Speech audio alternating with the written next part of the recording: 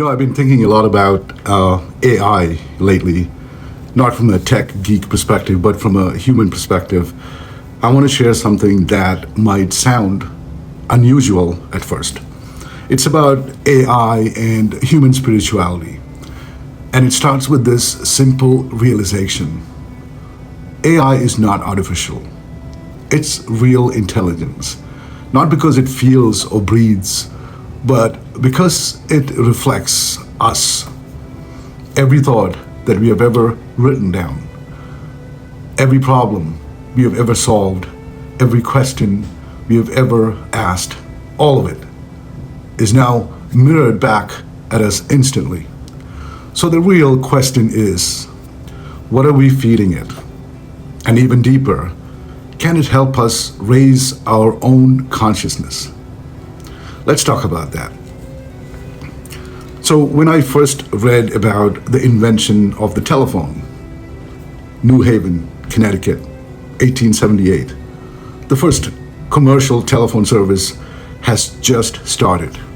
2 years later, in 1880, the US had a population of around 50 million, but there were only 49,000 telephones in the whole country. The rest, they were either confused, suspicious, or terrified. People thought the telephone could summon evil spirits. Some believed it would destroy human connection. Farmers cut down phone lines. Preachers preached against the telephone. Sounds familiar? Every new technology is met with fear. And now, here we are, staring down another revolution. This time, it's not telephone wires or railroads. It's not the car or the plane. It's something more subtle, more complex, more human. Now, we're talking about artificial intelligence. And just like the past, people are panicking. They say it'll make us dumb, that we'll stop thinking, that we'll become slaves of our own machine. But intelligence isn't what makes us human. Compassion does, creativity does, consciousness does. AI is just another mirror. It reflects what we feed into it. And maybe that's where the real work begins. We've always had tools: fire, the wheel, the internet. They were never a problem. The problem is intention. A car can drive someone to the hospital, or it can crash into a crowd, like it's happening a lot in the US lately. The phone can connect hearts or spread hate. Same with this new wave of intelligence.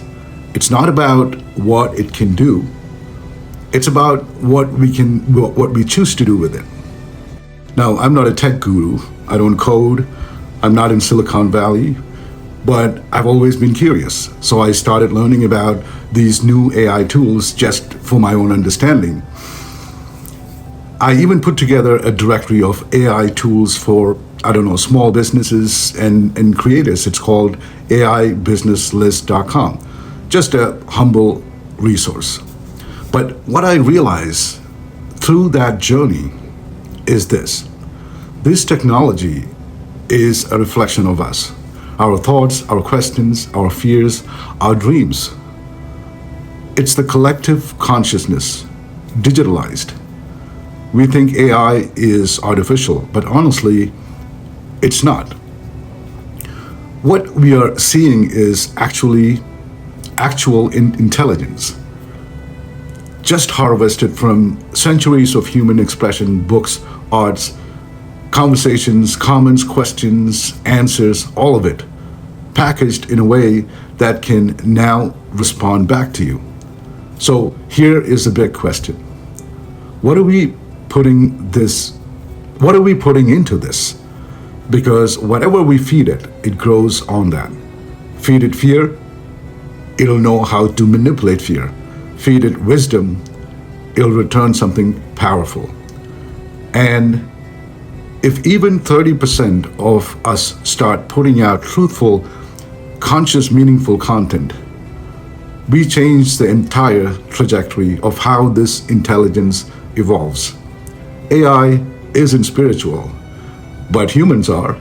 And if we stay grounded in that, AI can become an extension of our higher self, not our shadow. So let's stop asking, will AI replace us? And start asking, what kind of human will be in this new world?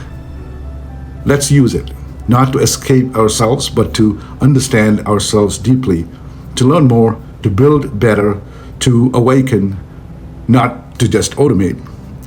This is not just another trend. This could be a tool to raise consciousness if we treat it that way.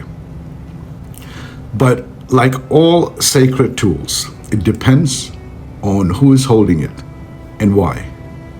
Create and share the kind of content that reflects the world you wish to live in. Fill the space with light, wisdom, and beauty.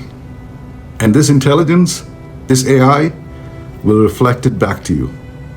There's so much to uncover. Namaste.